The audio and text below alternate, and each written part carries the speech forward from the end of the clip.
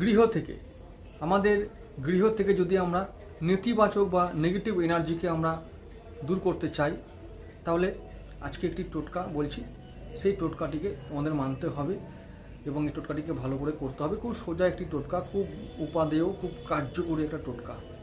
সেই টোটকাটি হলো, শনিবার দিন আমরা এটা করব। শনিবার দিন আমরা সকালে বাজারে যাব। বাজারে গিয়ে কোনো দর কষাকষি করে নয়, এক দামে আমরা 5টা পাতিলেবু কিনে আনবো, এক দামে কিনে আনবো।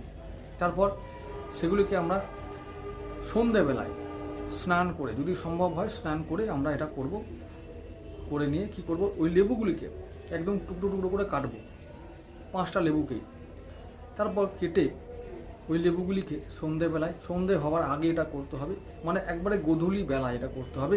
কী করতে হবে, আমাদের বাড়ির চারপাশে ওই কাটা কাটা লেবুগুলোকে ছিটিয়ে দিতে হবে, সব ছিটিয়ে দিতে হবে চারিদিকে।